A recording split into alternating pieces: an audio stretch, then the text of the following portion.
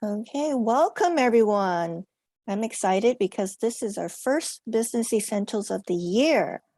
And Rachel generously agreed to be our first speaker. She is the owner of CMIT Solutions of San Mateo. She joined the chamber about almost 6 months now. But the CMIT office in San Mateo is independently owned. It's operated, managed by managed service providers. And so Rachel and her team empower small and medium-sized businesses by providing innovative technology solutions and managed IT services. So I'll let her cover more of that. But this, she's providing a well-needed service in our community, especially our chamber. We have lots of small and medium-sized businesses. So she can reach out and help us all. So I'm going to turn it over to Rachel. You can use your chat. I'll help monitor the chat. Did you want to do intros for anybody or just have Rachel go through? Jump right in. Jump right in. Okay, we'll jump in. Okay, I can start. Great. Thank you for that intro, Pauline. That was perfect. Again, I'm Rachel with CMIT Solutions of San Mateo. We're going to talk about how to protect your business from a cyber attack. Just to recap quickly, I did open in 2021. We're a network of over 250 locations with 1,000 technicians. Our primary focus is partnering with small and medium-sized businesses. We monitor and maintain their end devices and serve as a 24/7 help desk. We provide project management expertise for hardware refresh and software upgrades. And we partner with our clients to ensure their IT solutions are compliant with our industry regulations and provide cybersecurity training. Today's cyber threats require new safeguards. Cyber criminals are now focusing on small and medium-sized businesses because they have realized they are much easier to target. Large enterprise corporations can still be vulnerable, and we hear about those breaches in the news frequently, but we also know that the rate of attacks to small businesses are on the rise. I'd like to share with you an experience I recently had. It's a story of a small business owner who went from being an easy prey to a cyber criminal to a well-protected business with cyber criminals now avoid. So let me tell you where the story begins. It's the Friday before Thanksgiving break. I was at my desk wrapping up a call. Another call came in from an unknown number. The caller introduced themselves as a local business owner. He was referred to me by a mutual business associate. He shared with me that he had completely lost control of his computer. Someone was controlling the mouse and trying to log into their bank account and deleting emails right in front of their eyes. They did not know what to do. I said, disconnect the internet and I'll be there in 10 minutes. Now, this business owner was not yet a client, so I had no idea what I was walking into. I took him through a cyber attack assessment. We looked at his antivirus, malware, email phishing tools. We scanned his network to determine any vulnerabilities with ports if they were open. We looked to make sure his line of business applications were up to date. And we talked about if he had cyber insurance or an incident response plan. My findings that were through a series of off-shelf products. They were not updated, and a lack of cybersecurity training awareness led an employee to click on a link that allowed a cyber criminal into their network. Here's what we did. We first off started with training. We closed the open ports and we loaded software onto their devices so we can continually monitor their systems. So as a business Rachel, owner today, yes. Just a quick question. Are you sharing your screen or? Oh, are you not seeing it? No. So you didn't see any of that? We saw the finger. This part we did not see. Oh, okay. So there's me. There is, I think I touched something. There's me, there's that, there's the cyber criminal. Here's the assessment. Here's what we went through, where we looked at his business applications, we looked at his network, confirmed if he had cyber insurance. Here's the findings. Basically, he did not have the correct cybersecurity tools. His employees were not fully trained, and there were some open ports on his firewall. The outcome was that we beefed up his security. We now monitor his network logs. They were all trained, and we closed his ports. And so what you can do today immediately is security awareness is the #1 thing. Having conversations with your staff around data security and email security can raise alertness to this issue. We have cybersecurity training programs where employees can work at their own pace, completing the content, or we can conduct group training as well. Oftentimes, employers make this a yearly requirement. 82% of the breaches are tied back to end users clicking on emails. Studies have found that security-related risks are reduced by 70% when businesses invest in cybersecurity training and awareness. Making sure your computers are up to date. You want to make sure your computers and your business applications are up to date. The most recent security patches are in place. We provide this service via automation to protect your end devices from the latest known attacks. Password management. This is another opportunity to put a layer of security. In enabling enhanced password policies, such as changing passwords frequently, making sure they're not stored on a paper on the desk, and there are no sharing of passwords. There are also password management software solutions that can support this effort. Other security controls you can implement are deny or limit USB file storage access, set user screen timeouts, and limit user access. We can help design, implement, and monitor security policies on your network. The next thing you want to look at is securing your technical perimeter. Spam email. A great spam service will reduce the noise and your exposure to attacks. The security that comes today with Office 365 and Gmail is not robust enough. They are counting on businesses to find alternative solutions in the marketplace. Solutions can now block spear phishing attacks in real time, provide domain fraud protection, which prevents brand hijacking, and ability to detect account takeover attempts and block email attacks launched from a compromised account. We can design a service to reduce your exposure to accounts. MultiFactor Authentication, or MFA as it's called, adds an additional layer of protection to ensure that even if your password does get stolen, your data stays protected. MultiFactor Authentication offers a second layer of security. It's a one-tap mobile notification, SMS code, or a fingerprint verification. This is becoming a criteria for most cyber insurance policies. Firewalls. Firewalls will detect and prevent intrusion from cyber criminals. If you don't have a firewall, the cyber criminal could be lingering for a while undetected.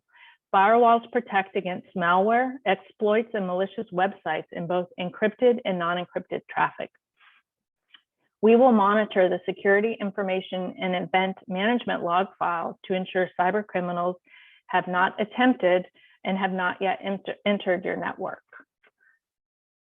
Fine-tuning your technical solutions. Email encryption is required for HIPAA and FINRA compliance, but I would argue that it would be best practices for all businesses.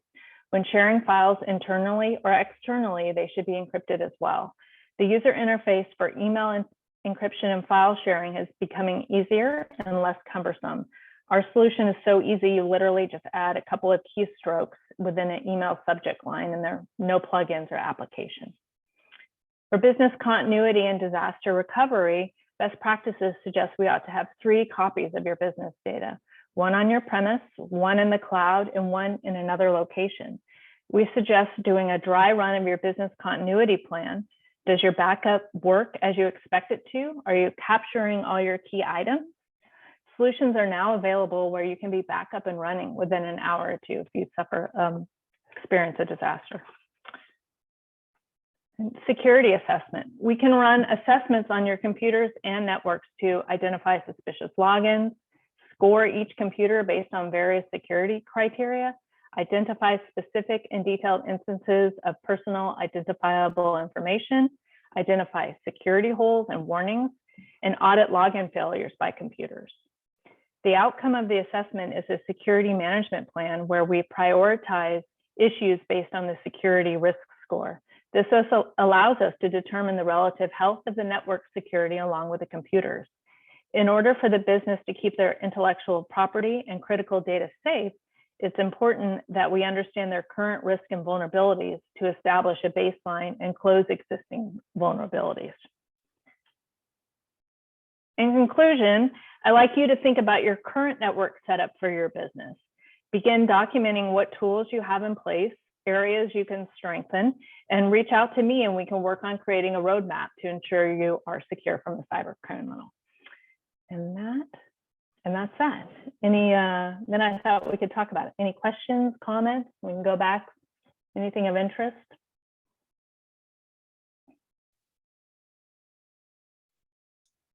So I have a question. I mean, this is a really good presentation. Thank you actually for that. I just wonder, when you're talking to a client, do you find that they're very often overwhelmed and really don't understand why they need this, and instead they just kind of like walk away and put it aside for the future? So in my experience, most of my clients have been coming on board are in a crisis mode.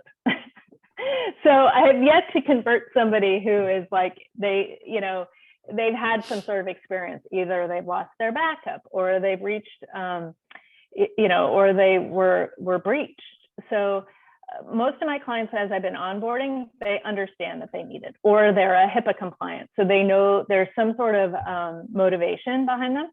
I agree, people that have current status quo, they're not, knocking down my door, and it's not, but it's generally, it's the people that, it's the companies that have industry compliance, or they've experienced something that's causing this urgency.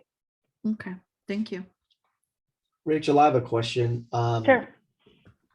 I'm curious, what's the cost? Like, how do you How do I price it? Yeah. How do you price Sure. price your service? Sure.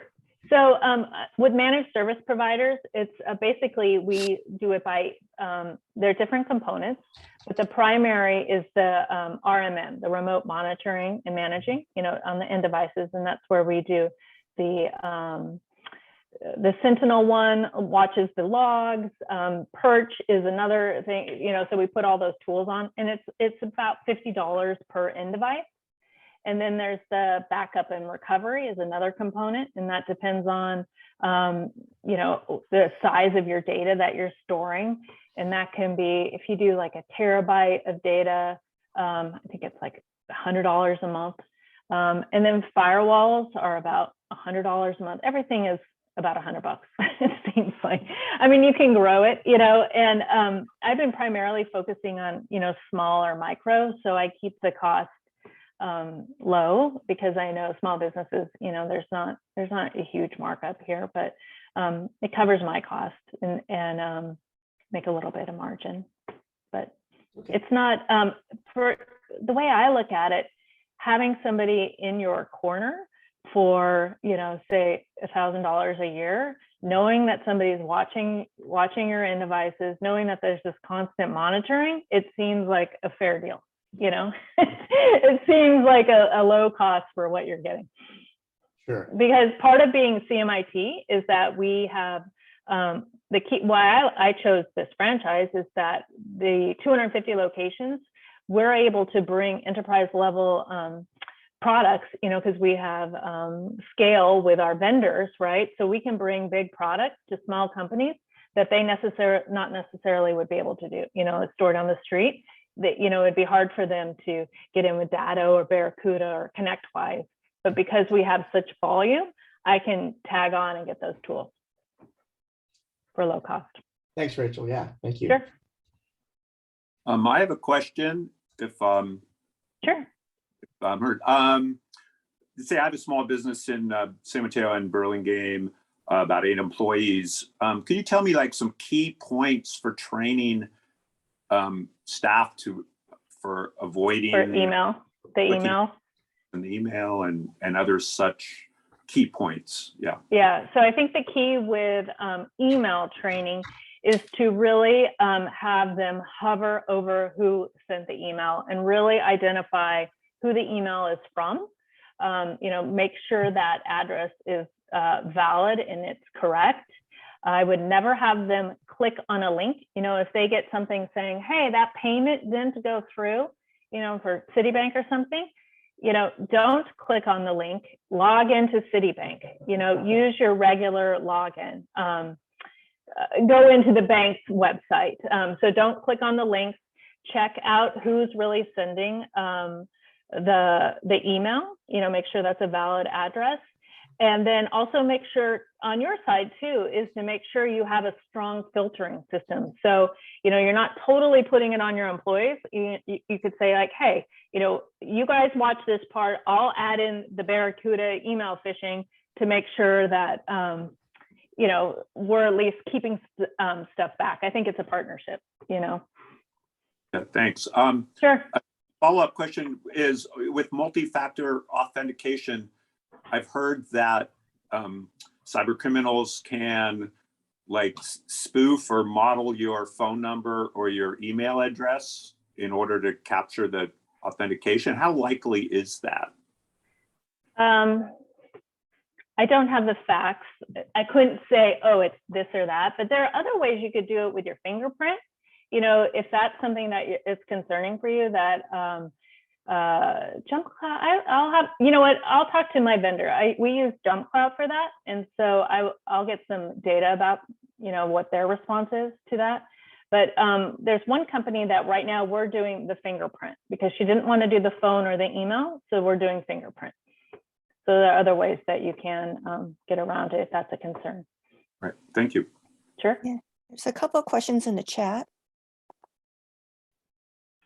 Jeff Windsor's asking, how important, essential is a VPN? I think it's very important. If you are using public Wi-Fi, do you go to, are you using Starbucks Wi-Fi or using a library Wi-Fi? I would not go on their networks with your business computer at all. If that's something that you do frequently, or then I would suggest a VPN. But if you are pretty locked down and you are comfortable with your router situation at your home or at your office, I think a VPN could be a little bit overkill. But if you're a person that uses public Wi-Fi and wants that flexibility, I would do it. Well, what is it? What does it mean? It creates a tunnel. So if you go into, if you log into the Starbucks Wi-Fi, right, and you're just free, it's Okay. just free. Everyone could go in. If you go into a Starbucks Wi-Fi and then you log into your VPN, it creates a tunnel so no one can get into whatever connection when you're bouncing off to Google or you're bouncing here. It's a secure tunnel. Okay. So no one can pop in. Does it slow, does it slow the internet at all? It can, but technology is, if you get the correct one, you should be fine. Okay. I support Barracuda Cloud Gen, and I have found it does not slow me down. But I'm also not tapping into like some giant database. So it depends on your situation. If you're going to be tapping a big database, then you would want to have the right throughput. You want to have the right solution. Depends on how you're using it. And I'm sorry, just one last follow-up then. So No, good. with regard to like a mobile device, I mean, I don't, so I get emails all the time about saying, hey, you need to add a VPN or whatever, but Sure. so does that apply in using a mobile device? Yeah, we could do it too. Yeah, you could add it. So you could get a VPN and then you could put it onto your laptop, and you can also put it onto your mobile device. Okay. Thank If you use that mobile device in a public Wi-Fi. I don't know about VPN on, so are you connecting to a public Wi-Fi or are you just using your cell service? Well, I think most of the time I use my cell service, but sometimes it'll go looking for a Wi-Fi to, that I've logged onto previously, and then it'll just, And is it public, in the public arena? Oh, well, sometimes, I don't know. Sometimes I could walk into a Starbucks and get a coffee, but then just walk out and it might do that. And, oh, wow. Yeah, no, we would want to turn that off. Okay. I can help you turn that off, just so it's not constantly searching. I would keep your mobile device either on your home network or on the cell service. Okay, thank you. Yeah, and we can also monitor that. Like I know I talked about like in the business setting, like monitoring in devices. We also can include company cell phone devices too. So you get that same monitoring situation. Okay, good to know. All right, thanks. Okay, Sure. Another question from the chat from Jennifer. Can you speak more about encryptions? So encryption, when you send the email from one person to another, right? Again, it's going down this tube. So encryption, it encrypts the data in ones and zeros, and the person that gets it on the other side has to have the code to undo the code, to undo the encryption. Before, 5 years ago, encryption solutions were, if I was going to send Jennifer, you an email, you would have to send me an application and I would have to download it, and you'd have to go into like some server, and it was very cumbersome, very cumbersome. I remember it was some doctors. So it's like you had to have both applications on both sides to encrypt something. But now there's a solution called Mail Protector, and it's called Bracket. And the technology now is in the subject line, you put the subject line in brackets, and that tells it, and it runs through in the backside. It's encrypted. And so it takes the end user doesn't have to do anything to unencrypt it, because the technology knows, okay, it's going from Rachel to Jennifer. That's okay, blah, blah, blah. And they do it on the backside. So encrypting makes it so as it's traveling, no one can poke in and grab it and what's the word? Detect, not undetect, unscramble it, if you will.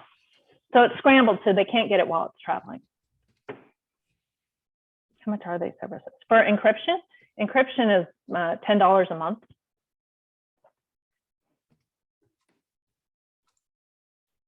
Per user, sorry.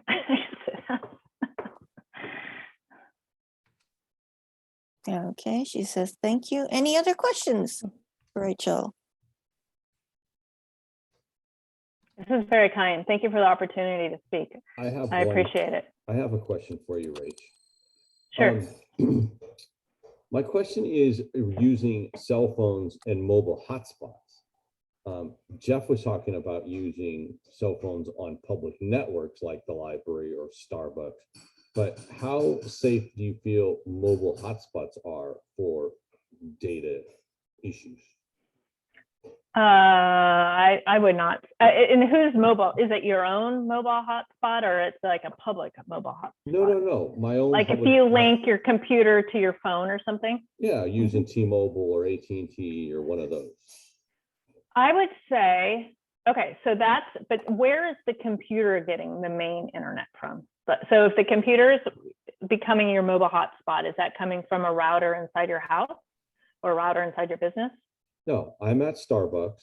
I turn my mobile device on. Oh, I see. Okay, all right. So that's cell phone. Yeah. And I okay. connect my laptop to my mobile device using the mobile hotspot that transmits a signal with a password that only my laptop knows. Yeah. I would say that's okay. I mean, I wouldn't be sending in top secret, I would still be, if you're emailing, maybe encrypting emails would be helpful. That is safer than using public Wi-Fi.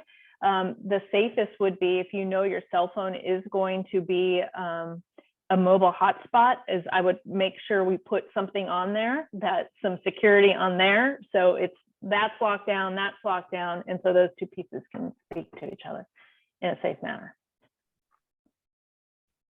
Thanks. That's a good one. Makes Yeah, sense. the hotspot, like David said, actually has a password for you to even access your own. Yes. But I wonder, it's safe, but I would still want something to be monitoring that, because sometimes the cyber criminals, they get on a device or they get on your network and they just sit there for months, right? And they're just watching. So even though there's a password, they could have got in somehow, right? And then they're just watching David work until they decide. So part of this preemptiveness is to watch those logs. Like SentinelOne is the main company we use, and there's a center that all they do is just monitor. I mean, I'm sure there's some AI stuff in there, but people, monitoring what's happening, because we can't see.